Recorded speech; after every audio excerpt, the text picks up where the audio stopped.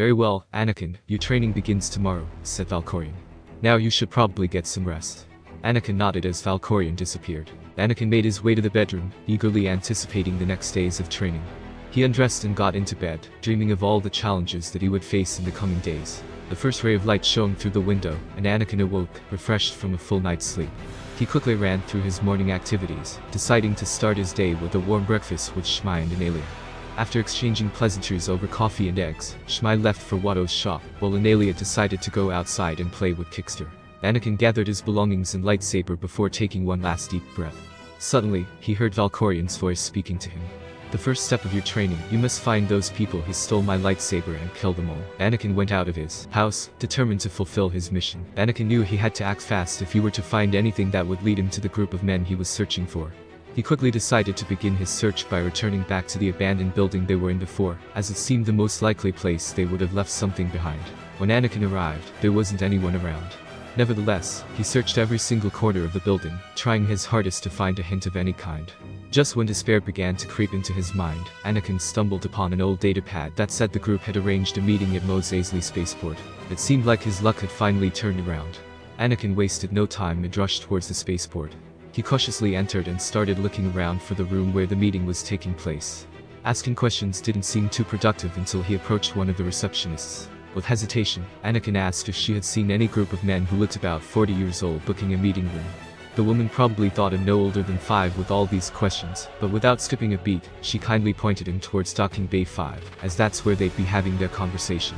Anakin couldn't thank her enough for her help as he made his way towards the docking bay. Anakin stepped into the room, and all eyes turned towards him. What are you doing here? I thought we had an agreement, a voice bellowed from the gathering. Anakin replied that circumstances had changed. Big mistake, Brad. We know you took the item and we want it returned. As he spoke, Anakin pulled out his lightsaber and opened its box much to everyone's horror. The seller scoffed at him with arrogance. Listen, Anakin, Valkorion interjected. Lift your arms and close your eyes. Picture yourself in control of your strings as if your hands were webs and shoot them into the crowd. Anakin complied, feeling a slight tug on his wrists as he stretched out his strings of power. He watched in amazement as the life force of everyone present was drained from their bodies, until nothing but bones remained. He gazed in shock at what he had done and called out to Valkorion. Master, what was that? That ability was called Force Drain, an insidious power that drained the life force of all living beings in the galaxy, amplifying its wielder's strength exponentially. Anakin nodded warily as Valkorion continued.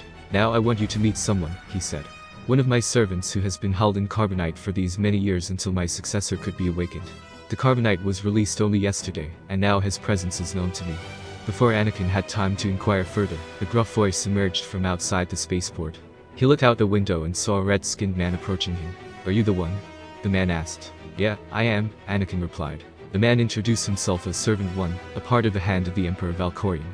For now, he will teach you dueling, for although I am a ghost, I cannot duel with you, said Valkorion with a ghostly laugh. Anakin replied in agreement. Okay, Servant 1, you will teach me the ways of the lightsaber. His curiosity still piqued, however. But will you also teach me some of the powers of the Force? Valkorion smiled knowingly. Though his form had changed to incorporeal being, his power remained the same. Naturally, I will teach you the power of the Force. It is my specialty after all. Anakin sharply commanded the waiting servant. I have something to take care of. Make sure you stay out of sight. With a solemn nod, Servant 1 acknowledged Anakin's orders and trailed after him as he made his way towards Watto's shop. Anakin stealthily sneaked into the building and began searching Watto's office for the slave remote controller. He rummaged through every drawer, counter, and shelf until he eventually found it. In one hand was the controller, in the other, an alias chip. He quickly made his escape from Watto's shop and encountered Servant 1 again. I'm ready to get out of this dust bowl, Anakin declared with conviction as they approached his ship. As you wish, Anakin, the servant replied and readied the vessel for launch. After setting course for Korriban, they launched into hyperspace and soon reached their destination. Anakin went to his chambers and sat in silence as he meditated on what lay ahead of him on the planet of Korriban. Shmai and Analia had returned to their home after a long day of work. As they went over to the counter to get some food, they noticed a small envelope sitting there. It was addressed to them both, and something about it made it look special. Analia took the letter and opened it, and the two of them read its contents. The letter was from Anakin, and it started with a simple yet heartfelt greeting. Dear Shmai and Analia, the letter began, if you're reading this, then I have left the planet. I have to explore the galaxy and learn a lot of things there. I hope you could understand. Don't worry about the slave color I have. It is a blessing of sorts, and something I must embrace. The letter went on to explain Anakin's newfound freedom, and how he had to go find his place in the universe. As Shmai and Analia read the letter, a mix of emotions welled up inside them. They understood that Anakin was finally living the life he wanted, but they couldn't help feeling a little bit of sadness that he was so far away.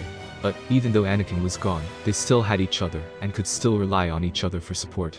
They held hands and smiled, feeling grateful for what they had together. Anakin's letter had given them hope. No matter how far away he was, they felt like he was always with them. Shmai and Analia held each other tightly, tears streaming down their faces. Although they knew Anakin had to go on his own journey, it was still hard for them to accept the fact that he had gone so far away. As they made their way back home, a sudden thought occurred to Analia. It was something she had been thinking about since they received the letter, the mysterious box that he had taken with him when he left. She remembered how Anakin had been so secretive about it, and the feeling of unease she felt when she saw him packing it up. She wanted to know what was in that box and why it seemed so important to him. When they got home, Shmai hugged Analia tightly and told her that everything would be alright. As they parted ways for the night, Analia looked at Shmai with determination in her eyes. No matter what it took, she would find out why Anakin left. Anakin just arrived at the newfound orange planet, which looked remarkably similar to Tatooine. He was struck by how similar it was, shaking his head in disbelief. Anakin thought to himself, "You've got to be kidding me. Another desert planet." The servant's voice filled the intercom. "We have arrived, Master." Anakin stepped out the ship and Valkorion said, "You must go to the tomb of Tulak Hord. This is where you will find the answers you seek." Anakin made his way to the tomb. The eerie silence amplified the feeling of foreboding as he entered. He cautiously explored the tomb, focusing his attention on the main chamber. As he approached an ancient altar, he heard a voice echoing from all around him. "I have been expecting you, Anakin," the voice said. "Do you accept the challenge in front of you?" Anakin paused, taking a moment to think. He knew that if he accepted the challenge, he was taking a risk, but he was confident in his abilities and decided to take it. He knelt and said, "I accept." Anakin knelt before the altar, ready to accept the challenge. The voice from all around him laughed and said, "Very well, Anakin. I will give you 2 tasks. First, find the ancient Sith artifact known as the Mask of Tulak Hord. Second, use it to open the gateway to a great power hidden within this tomb." Anakin nodded and set out on his quest. He explored every room of the tomb, searching for clues and artifacts that could help him in his mission. After hours of searching, he finally came across an old chest tucked away in a forgotten corner of the tomb. He opened it to find a dusty old mask with strange markings etched into its surface. This must be the Mask of Tulak Hord. Anakin brought it back to the altar and placed it in front of him before saying the words he had been taught. "I call upon ancient forces, may this mask grant me access to greater powers." To his surprise, the mask began to glow, and a bright light engulfed him as he was enveloped by a powerful force. Once his vision cleared, Anakin found himself standing inside an immense chamber that seemed to go on forever in all directions. In front of him was an ancient door with mysterious symbols inscribed upon it. This must be the gateway. Anakin stepped forward and placed his hands upon each symbol on either side of the door. As he did so, they began to glow red and slowly, ever so slowly, the door began to open, revealing a dark void beyond it. Almost immediately Anakin knew what was hidden within power far greater than anything he had encountered before. Determined not to waste this opportunity, Anakin stepped into the darkness. Appeared right in front of him, he dares to approach the tomb of Tulak Hord. "I have," Anakin said. The call-tone Valkorion appeared. "Fellows, Dark Lord, I will request that you train by descendant in the way to the lightsaber. After all, you're the best deals to ever existed in the Old Republic." Tulak Hord considered it, and he finally said, "Very well." Anakin had been training for almost a year. His master, Valkorion, had pushed him beyond his limits, teaching him the ways of the Sith. He was nearing the end of his final lesson, and he could feel the power of the dark side growing within him. Suddenly, he heard a voice echoing in his mind. "I have been expecting you, Anakin." He looked around, but no one was there. Then he spotted a ghostly figure in front of him. It was Tulak Hord, an ancient Sith Lord whose tomb Anakin had visited when he first arrived on this planet. "What do you want from me?" Anakin asked nervously. "You have come here to train under my guidance," the ghost said with a sinister smile on his face. "If you accept my challenge, then I will grant you access to forbidden knowledge of the Force." Anakin thought about it for a moment before finally accepting the challenge. As soon as he did so, Tulak Hord began to teach Anakin how to use the power of the dark side, and how to wield a lightsaber with deadly precision. He learned quickly, and eventually it was time for his final test. Opening an ancient Sith artifact known as Mask of Tulak Hord, using only his Force powers. After many hours of trial and error, Anakin succeeded in unlocking the gate, and felt a surge of power rush through him, as he crossed its threshold into darkness unknown. Anakin had mastered all of Tulak Hord's lightsaber styles, and was now ready to use his newfound knowledge in combat. With his master's teachings still fresh in his mind, Anakin stepped out onto a practice field and ignited his lightsaber. He felt an intense heat rush through his body as the energy of the Force flowed around him. His first opponent was a Sith Lord with more experience than Anakin could ever hope to have. The fight lasted for hours, but ultimately it was Anakin who emerged victorious. His opponent lay dead at his feet, and Anakin felt an immense surge of power flowing through him. He had not only won the duel, but he had proven himself worthy of learning the true power of the dark side. With each successive duel, Anakin became more and more confident in his skills. He learned how to wield Form V and Form 2, plus all 7 of Tulak Hord's lightsaber styles with deadly precision, and he soon gained a reputation as a formidable warrior among both Sith and Jedi alike. Before long, word spread throughout the galaxy about Anakin's prowess in lightsaber combat, and many powerful opponents came seeking to challenge him. But no matter who stood against him, whether Sith or Jedi, Anakin emerged victorious every time without fail. And with each victory came greater understanding of himself and the force that controlled and shaped the universe around him. Anakin had been training with Tulak Hord, an ancient Sith Lord, for many weeks, mastering the ways of the Force. The morning of their final session, Anakin had awoken before the sun's first rays had pierced the horizon, as if something deep within him had known the day would be momentous. As the two stood in the training chamber, Anakin's teacher spoke.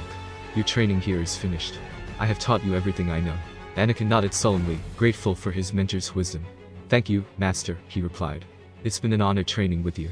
Anakin paused, feeling a great power emanating from his master. He looked up and met his teacher's gaze, then slowly lifted his hands up and summoned the Force. It seemed to be pulling a tendril of energy from Tulak Hord's body into Anakin's. "What are you doing, Anakin?" his teacher asked. "What does it look like I'm doing?" Anakin replied, the Force coursing through him. "I'm absorbing your Force essence into my own. Your power will be my own." Tulak Hord shook his head, his voice stern. "No, Anakin," he said firmly. As Anakin was absorbing the power into himself, "For it is yours to use as you wish."